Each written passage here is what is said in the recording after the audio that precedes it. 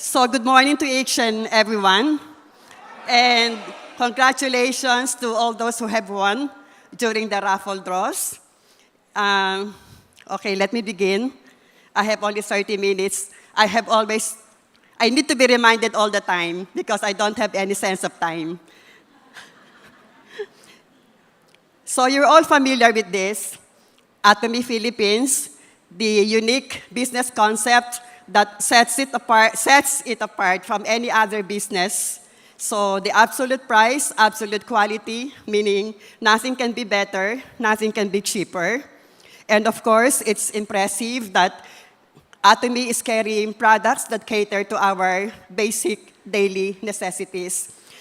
Just to remind the group, it has been announced, or one of the things I learned during the last one-day seminar is that in Korea, there are already 350 Atomy products. In the Philippines, we have only 85. But the ultimate goal of Atomy is to end up with 100,000 different products, all globally sourced. Yeah, so we're all looking forward to that. When that happens, literally, mamumulot na lang tayo talaga ng pera. So we should all feel excited about that. So health supplements, again, this is the very remarkable product concept of Atomy. The Mastage, I won't belabor you with this, you're all familiar with this. So for this morning, I'll be focusing on probiotics and LUTEIN. So let's start with LUTEIN. LUTEIN is the ultimate eye vitamin. It is an antioxidant. It is a carotenoid.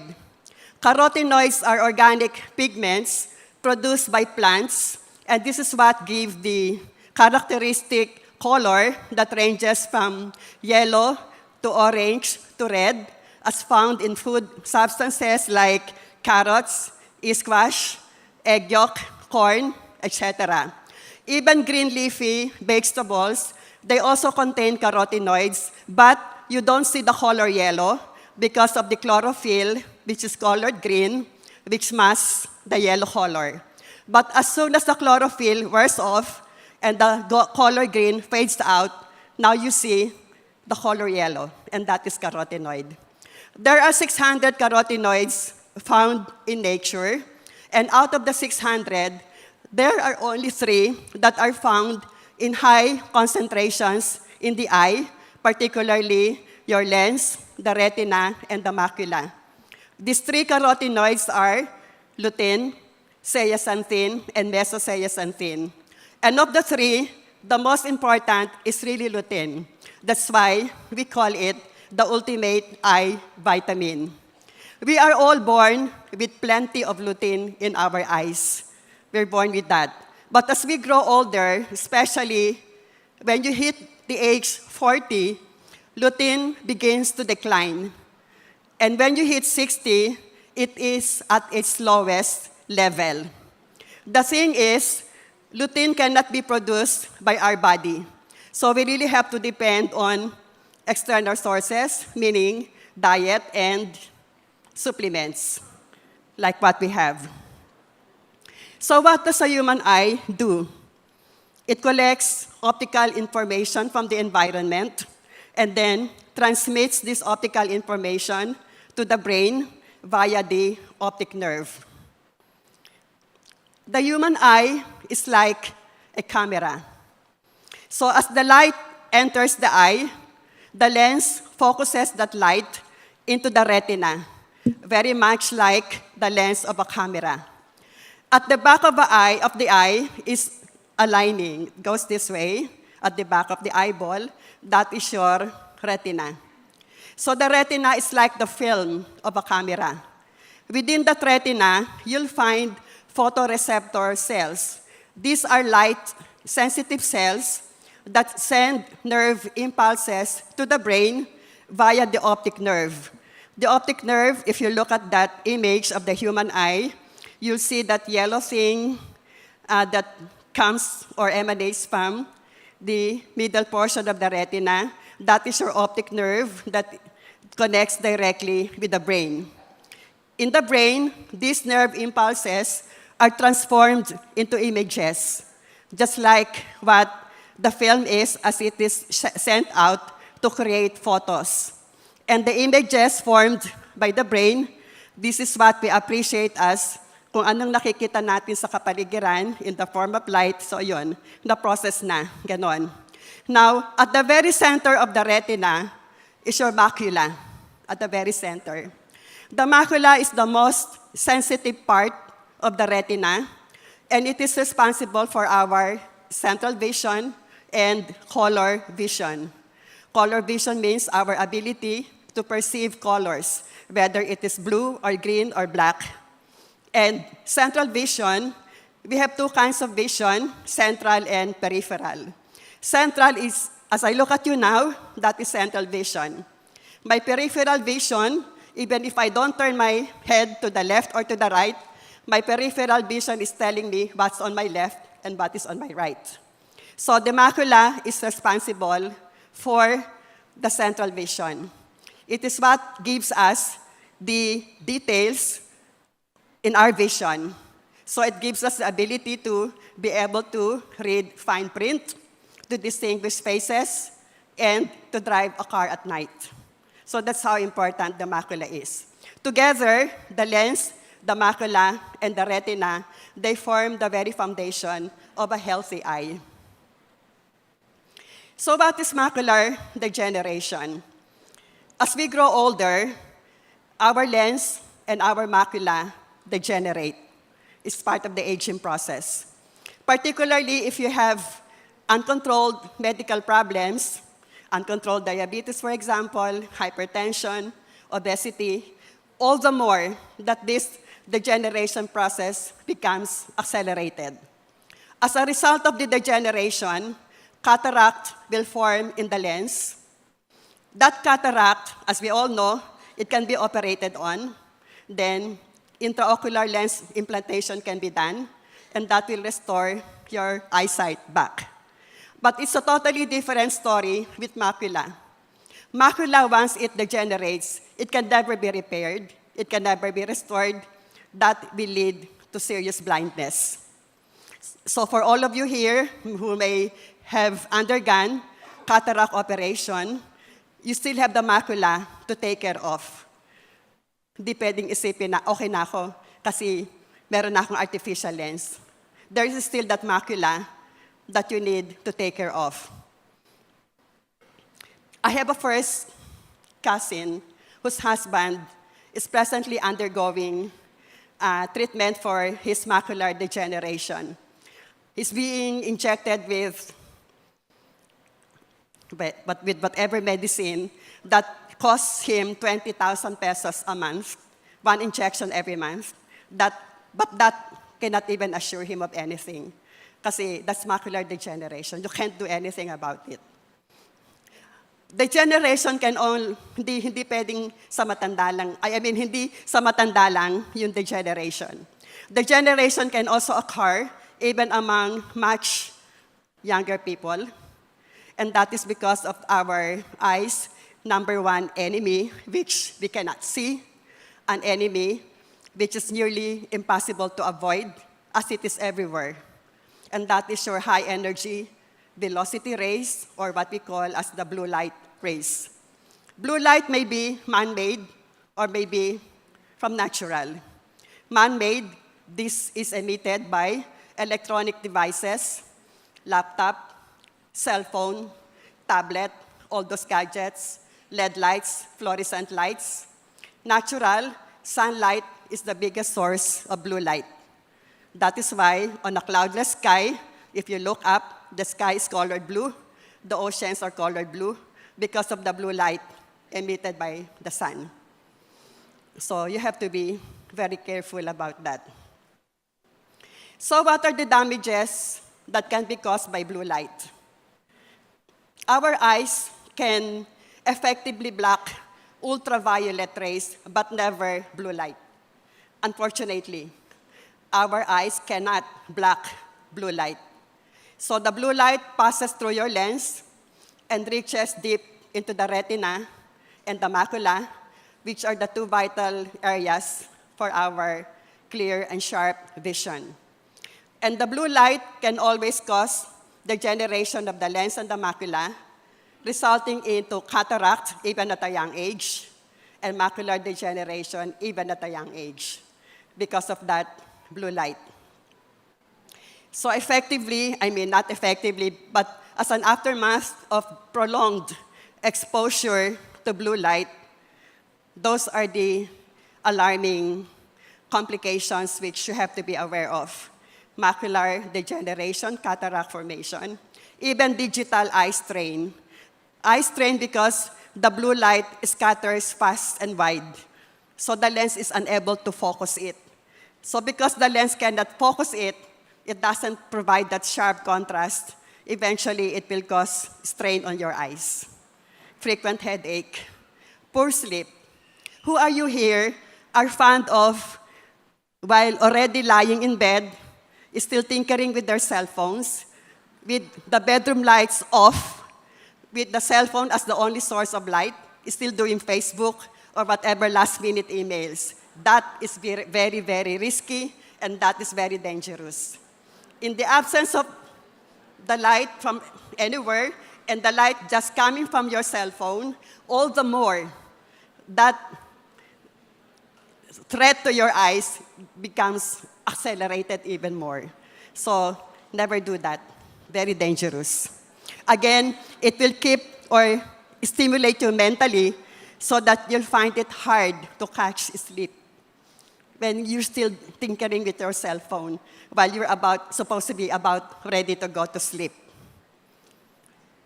So these are the leading causes of vision, loss of vision, maybe from physical and environmental factors, as well as the deficiency in lutein, vitamin A, and beta-carotene. Lutein, by the way, is really related to beta-carotene and vitamin A. The environmental factors, these refer to your free radicals that lead to oxidative damage. I don't know who among you here were present during my lecture on Him when I medyo elaborately discussed about free radicals. You still remember that? Yes. Free radicals are what you get from the environment, from the air that you breathe in, from what you eat, from what you drink, and stress. So it can be the ultraviolet light, it can be alcoholism, smoking, eating processed foods, too much protein, too much fat, instant noodles, instant everything, stress. Those are all free radicals, and they lead to oxidative damage. And oxidative damage means it will hasten the degeneration of your body. So, bata pa mukhang matanda na, bata pa may arthritis na, bata pa bakit nabatay sa heart attack, and all those. Those are courtesy of oxidative damage. And the way to counter free radicals is through antioxidants. Sila yung magkabangga. Free radicals, antioxidant. Lutein is a very good antioxidant. Him is a very potent antioxidant. So if the free radicals will accelerate the degeneration and the aging of your body, internally and externally, all antioxidants serve to counter that, which means it will try to slow down the aging process, the degeneration process.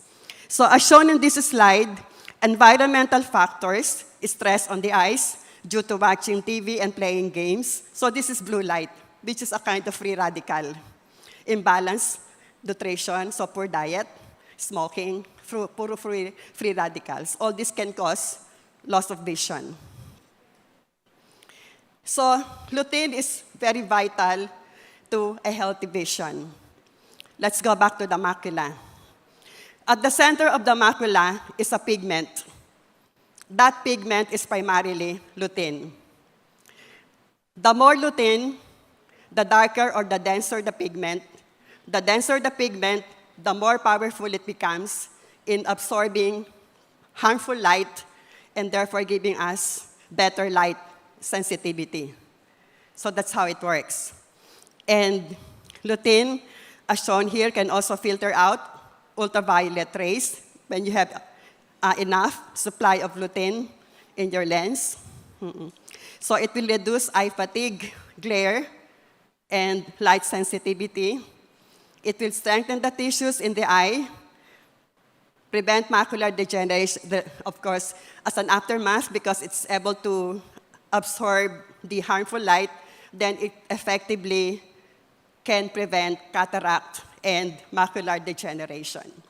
And even for people who already have existing cataract, if you continue to take lutein continuously, that can also lead to an improvement of the vision, even if you already have cataracts which may have not been operated on. So why choose Atomy lutein? We all need serious nutritional support for our eyes. Every part of our eye, especially as we age. Remember, at the age of 40, lutein begins to decline. At the age of 60, it's almost gone. So we need serious nutritional support. And the average support, especially in the form of lutein. And the average recommendation is to take 10 milligrams a day. What Atomy is offering us is 20 milligrams a day. So meaning it puts us in an even better situation. And it contains additional ingredients like vitamin A, zinc, berries. These are all very powerful antioxidants. Vitamin A, zinc, berries, they are all very powerful antioxidants. And even additives, like what you see here. So they not only will provide us good eyes, but they are meant to really help us safeguard, strengthen, and nourish every critical part of our eyes. The Atomy Eye Lutein comes from the hand-picked marigold petals from central Mexico, Aztec, central Mexico. This type of lutein is very close to its natural fatty ester form. It is closest to the form found in nature. It is more potent, and it is easily absorbable. That's why we should feel assured that our lutein comes from the marigold petals of Mexico. These are hand-picked. These are not machine harvested. These are hand-picked. So how do we keep our eyes healthy? These are basic and important guidelines. I don't have to go through each and every one of these 9. So in closing, about lutein, lutein is recommended for people who are hitting the age 40, especially if you're 60 and above. It's recommended for people who are compelled by reason of nature of their work to be in front of the computers all the time, who watch a lot of TV, etc., deal with gadgets that continuously emit blue light. For those who cannot avoid that prolonged exposure to blue light, apart from lutein, they're also advised to wear blue shield eyeglasses or PC eyeglasses that is supposed to protect their eyes against the risk of blue light. Generally, that's how we should be recommending lutein. So let's move on to the second part, probiotics. Our probiotic is a special combination of 13 different kinds or strains of probiotic with each sachet contains 3 billion probiotic. From the VOD or from the video that was shown yesterday, it says that per sachet really contains 20 billion live bacteria. But up until the time it reaches the large intestine, you're assured that it still has 3 billion live and not dead bacteria. The bacteria are stabilized before they are packaged to make sure that they will reach the large intestine alive and not dead. Because it is at the large intestine where the battle is fought. So they have to be alive by the time they reach that part of our intestines. Probiotics are live microorganisms, good for humans because they provide us with certain health benefits. So the use of probiotics is essential when you have an imbalance of your intestinal flora. The intestinal flora refers to the totality or the community of bacteria, both good and bad, that are in your intestine.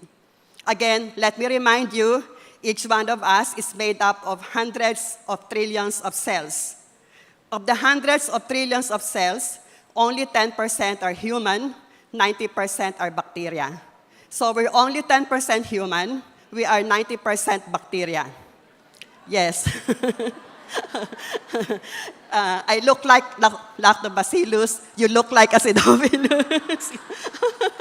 So, of the 90% bacteria, 90% of the 90% are in our intestinal tract. Majority, di nga ba sabi ni Dr. David Kim, if you collect all the bacteria in your intestine, they will measure up to 1.5 kilos. Can you imagine that? 1.5 kilos. So itong intestinal flora na to, both good and bad, yun yung ibig sabihin ng intestinal flora.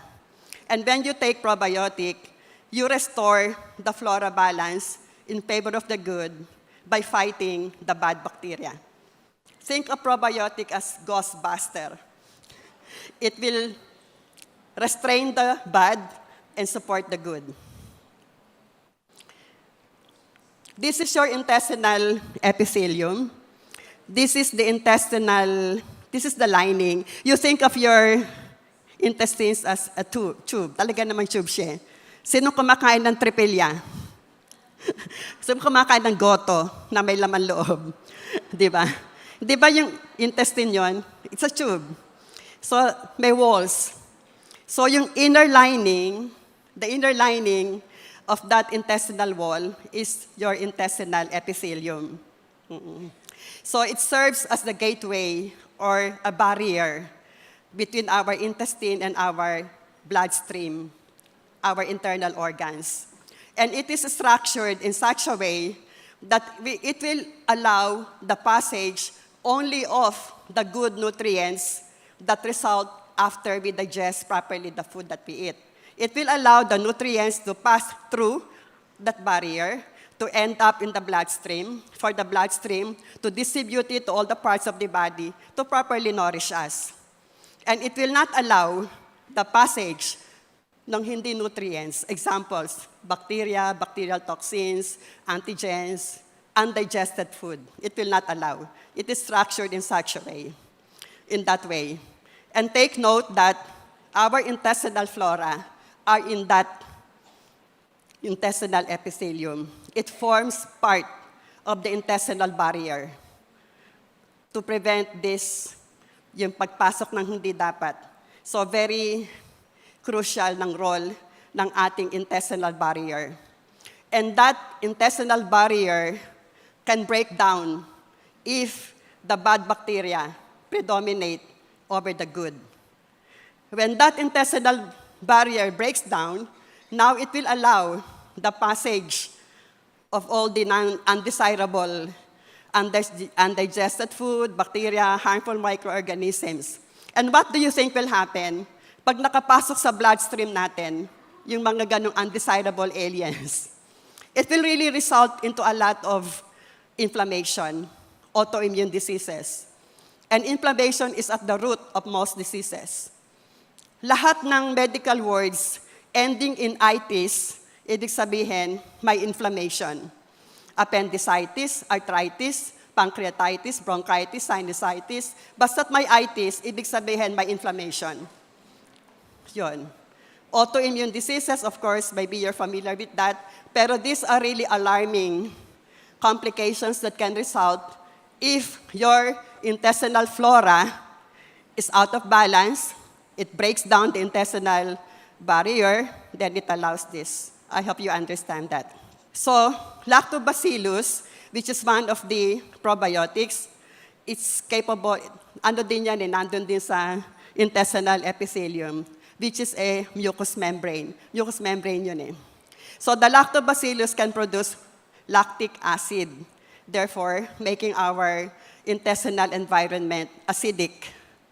Harmful bacteria cannot survive in acidic environment, but the good, healthful bacteria can survive in that acidic environment. So an acidic intestinal environment translates to good intestinal health.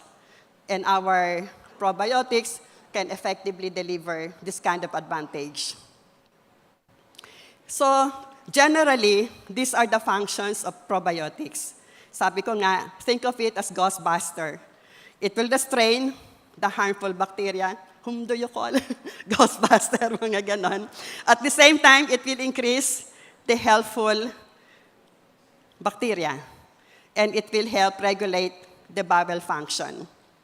Symbiosis, what do you mean by this?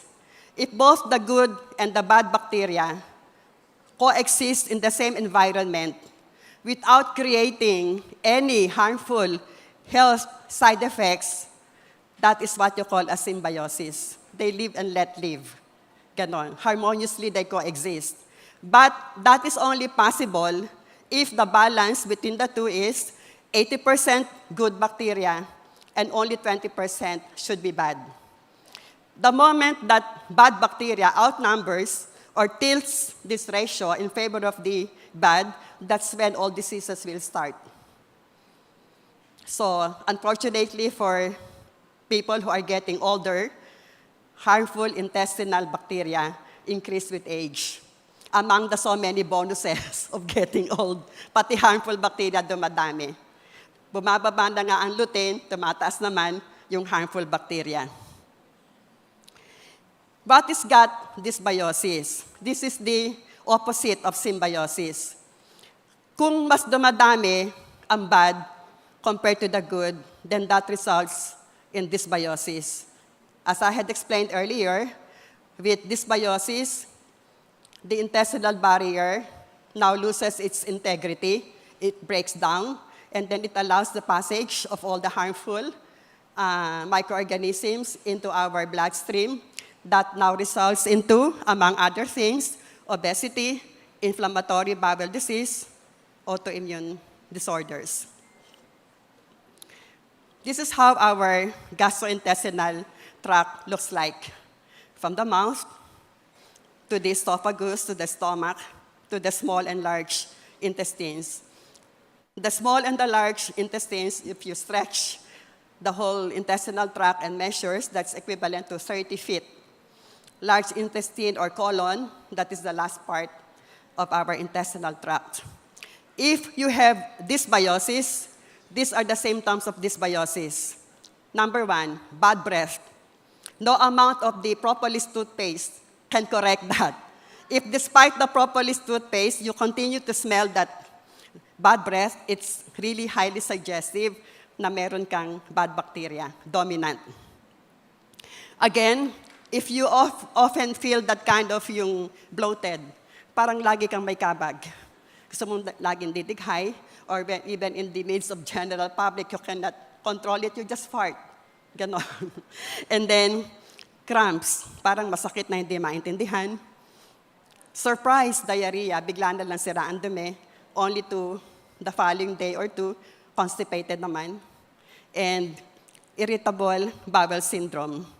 Irritable bowels, kada kain gusto mo, ganon. Ganon. Among my patients, I have often proven this. Sometimes somebody would come up to me with complaints of, hihiya na ho ako sa opisina namin kasi konting mag-lunch, konting mag-snacks, I have to rush to the bathroom and I have to struggle with my discomfort and the pain and all that. So it's really causing him anguish. So despite all the treatments he has received, omeprazole, directed towards dyspepsia or acidity and all that, antispasmodic, nothing has really helped him. So after a very thorough medical history taking and physical evaluation, my verdict, you are rich in bad bacteria. And I will challenge our probiotic to let me prove that point. In 3 days' time, all the symptoms were gone. Praise the Lord. And I have a niece who is also a pediatrician at Makati Med.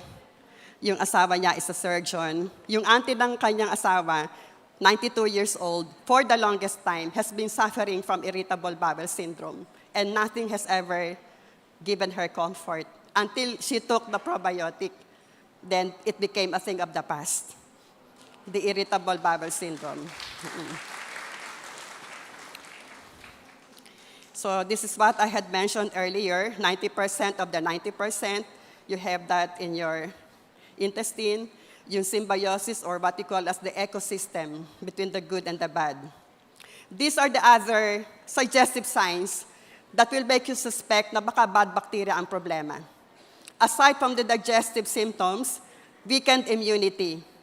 You encounter somebody na laging may sipon, laging may trangkaso, may mga allergies, may sinus congestion, or mentally, laging feeling depressed, ang labong kausap, hindi although may mga taong ang labong kausap, not because of bad bacteria, meron talagang ganon, di ba? So, may senior moments, kahit bata pa, laging irritable.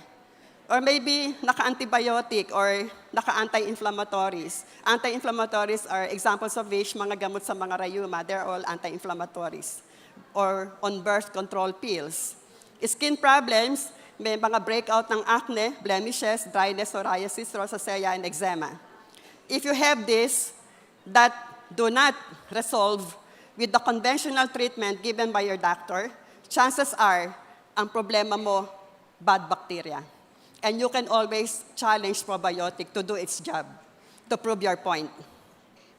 So what can harm your intestinal flora or your gut bacteria? If you don't eat a variety of different whole foods. Yung mga whole food, ito yung hindi processed, hindi refined, walang artificial additives, walang mga ganon. Whole wheat bread, for example, mga oatmeal, examples, ganon. So the more variety and the more differently colored food you eat, the more assured ka na your intestinal flora will be good. So lack of prebiotic in the diet. Prebiotic is different from probiotic. So prebiotic is a type of fiber that remains undigested, but ang purpose ng prebiotic is to help the probiotic to flourish. So it supports the probiotic. Drinking too much alcohol. Antibiotic use. Again, in my practice, if I cannot avoid a situation where the patient really needs to take antibiotic, I make sure that I also add probiotic. Pro in favor of bio-life. Anti against life. Antibiotic will kill not only the good, but not only the bad, but the good bacteria as well. So I have to make sure that there is probiotic on the side to make sure that mare-replenish back yung good bacteria that will be eliminated in the process of taking the antibiotic. Lack of regular physical activity, always sitting down, sedentary, no exercise, that can destroy your gut bacteria. Cigarette smoking, not getting enough sleep, stressful way of living. Pag titingnan mo, ito pa rin yung mga free radicals, yung iba sa kanila. So all this can harm your intestinal flora. So how to improve gut health? If you know what can harm and you avoid them, therefore, you're able to improve your gut health. Just let me emphasize, some more examples of your prebiotic food will be bananas, onions, legumes, asparagus, oats. Mga prebiotic yan. Consume more probiotic, yogurt, kimchi. Make time for quality sleep. Avoid a stressful way of living. Eat foods rich in polyphenols. I'm excited by this. I'm a dark chocolate lover. So if you eat dark chocolate, that's a polyphenol that can help improve your gut health. Blueberries, wine, only red wine, not the gin, not the other types of hard liquor, but only the red wine. It's rich in polyphenols. It can improve your gut health. But of course, there will always be a limitation as to how much. Green tea is also a good way of doing it. So why choose Atomy Probiotic 10? Number one, because it offers us a wide variety. 13 different types of probiotic, which when you take regularly, can assure you of a very good balance between your good and bad bacteria. So all this, you're looking up the 13 different strains. Kumbaga sa doctor, you're looking at parang they're all specialists in their own right. and each one of them has its own specialty. Even among kids, infants who present with infant colic, di ba, minsan dadating si mother, hindi makatulog, iyak ng iyak, at anong gawin, pakainin, painumin, iyak ng iyak, igtad ng igtad. May kabago yan, may infant colic. Usually how we did it before, antispasmodic, but not anymore. The solution is always probiotic, and it will help settle down the baby. Ganon. And reminder lang din as an example, who among you here have pregnant daughters or relatives or whoever, it's always better to give birth through natural, spontaneous delivery rather than cesarean section. What has this got to do with this?